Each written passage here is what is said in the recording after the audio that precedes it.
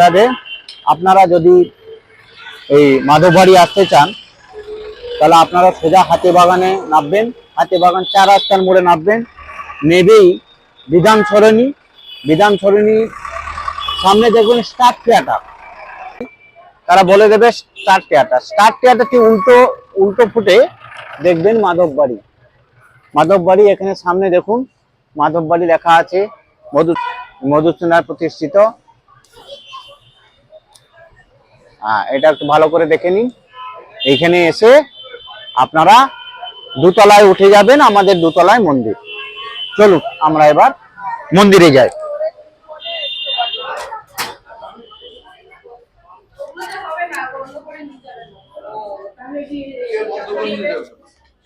কি হয়েছে রে?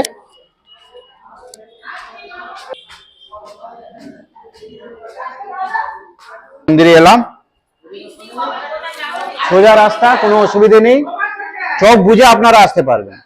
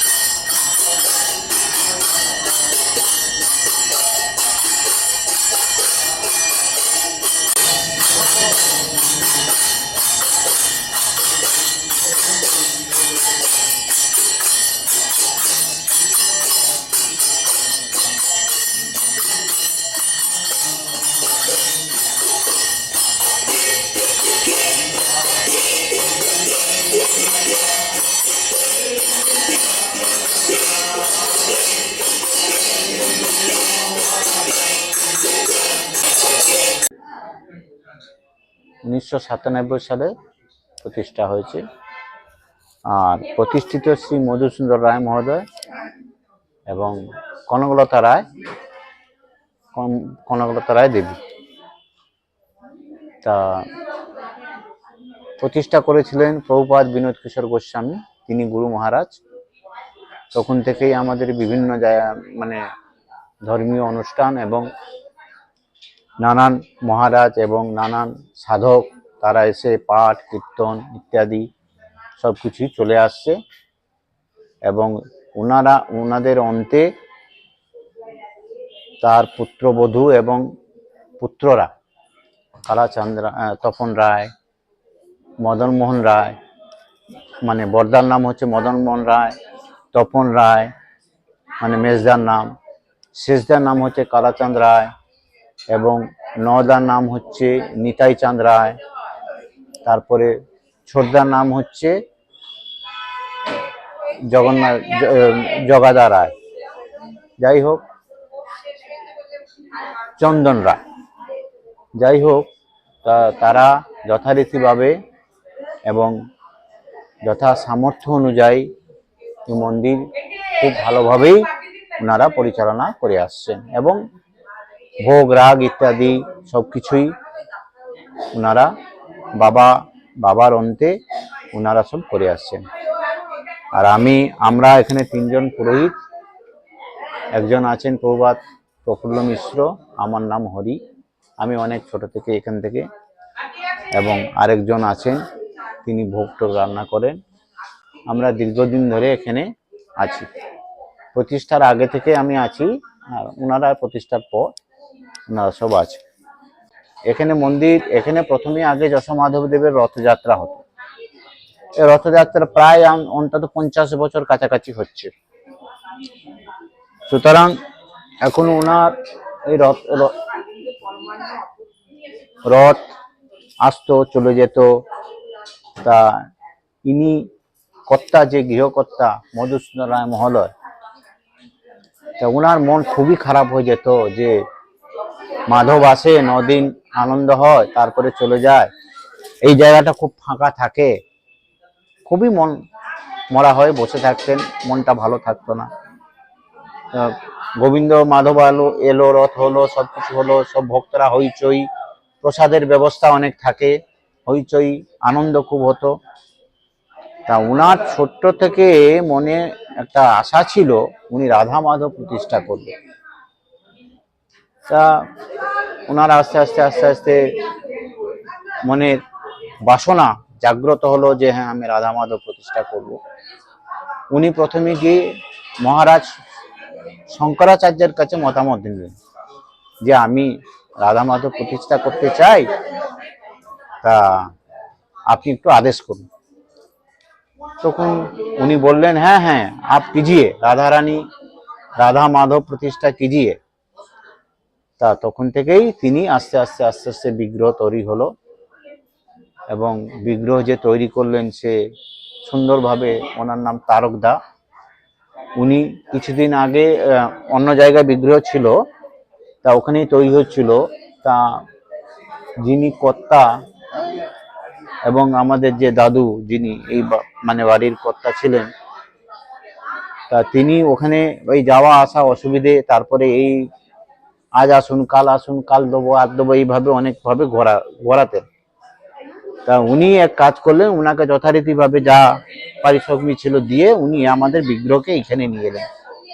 তা এইখানে ওই যে শিল্পী তৈরি করছিল তারকদা, সে আস্তে আস্তে আস্তে আস্তে আমাদের নিচে ওই তৈরি করলেন বিগ্রহ। তারপরে করতে করতে আস্তে আস্তে সময় এলো এবং প্রতিষ্ঠা হলো। তার থেকেই মাধব যখন আসে আমাদের রথের সময়, রথ হয় এবং আমরা সারা বছর এই রাধা মাধবের সেবা করে থাকি।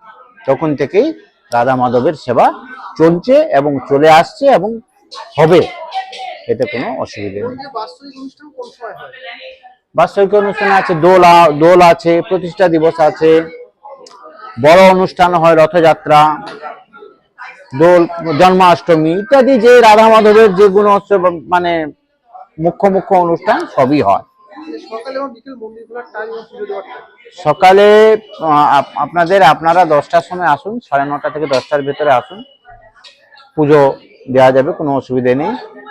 এবং বিকেলে 5:30টায় মন্দির খোলে, তা রাত্রি 9টা অবধি খোলা থাকে। এখানে কি রোজ কি বিকেলে ভাগবত পাঠ হয়? রোজই ভাগবত পাঠ হয় আমাদের, রোজ ভাগবত পাঠ, কোন দিন লীলা কীর্তন হয়। ভাগবত পাঠটা বেশি হয়, মহারাজরা সব আসেন ভাগবত পাঠ করেন। আমাদের পাঠ হয় 7:30 থেকে, মানে শীতকাল হলে 8:30, আর গরমকাল হলে 9টার মধ্যে আমাদের পাঠ শেষ হয়ে যায় এবং মন্দির বন্ধ হয়ে যায়। আবার ভোগরাগ ইত্যাদি যা নিত্যকর্ম করার কথা আমরা সবই করি। মাস্টারমশাই থেকে কিছু জেনে নিই। জয় রাধে, জয় রাধা মাধব। এই মাধববাড়ির প্রতিষ্ঠাতা পরম ভাগবত শ্রী মধুসূদন রায় মহোদয় খুব ছোট থেকে ওনার আগে বাড়ি ছিল বিনয় স্ট্রিটে। উনি এই পুরনো একটা বাড়ি কিনলেন, কিনে সেই বাড়িটাকে ভেঙে এই নতুন মন্দির এবং বাসগৃহ তৈরি করলেন। তো তারপরে আস্তে আস্তে রাধা মাধব প্রতিষ্ঠা হলো, তারপরে রথ আসতে আরম্ভ করলো, যশোমাধব এলেন। তারপরে এখন এই চত্বরে আমাদের সেরকম ভালো কোনো মন্দির ছিল না, এবং এই মন্দিরটা হওয়ার পরে আমরা সমস্ত স্থানীয় পার্শ্ববর্তী সমস্ত ভক্তদের সমাগম হতে আরম্ভ করলো। হ্যাঁ, পাঠ কীর্তন শুরু হলো। আস্তে আস্তে এই মন্দিরটা খুব জনপ্রিয়তা লাভ করলো। এখন কলকাতায় যে দুটি রথ হয় প্রধান, মানে রথযাত্রা, একটা হচ্ছে ইস্কনের রথ, আর দ্বিতীয় হচ্ছে আমাদের এই মাধববাড়ির রথ। তবে করোনার সময় কিছু কি বলবো, অবাঞ্ছিত কারণে আমাদের কর্তৃপক্ষের 2-1 জন মারা গেলেন, ফলে একটু ভাটা পড়ে গেছে। আবার রাধা মাধব কৃপা করলে আবার জেগে উঠবে। আমরা নিত্যখানে আসি, সমস্ত ভক্তদের অনুরোধ করছি আমরা আসবেন। হ্যাঁ, জয় তাই, জয় রাধে।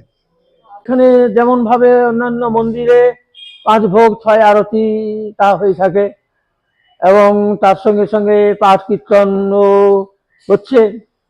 এখন আমাদের এখানে এই যে পাঠ কীর্তনের এখন কর্ণধার হচ্ছেন শ্রীযুক্ত গৌতম চট্টোপাধ্যায়। উনি আছেন বলে মানে আমাদের সঙ্গে সহযোগিতা করেন এবং ভক্তদেরকে নিয়ে এখন এই পাঠ কীর্তনগুলি চালান বলেই চলে, তা নাহলে প্রায় বন্ধ হয়ে যেত, কারণ কালের প্রভাব মানুষের মনোবৃত্তির উপরেই সবকিছু নির্ভর করছে। যাই হোক, এখন এইভাবে রাধা মাধবের সেবা চলছে। আর কি আমি এর থেকে আর কি বলবো।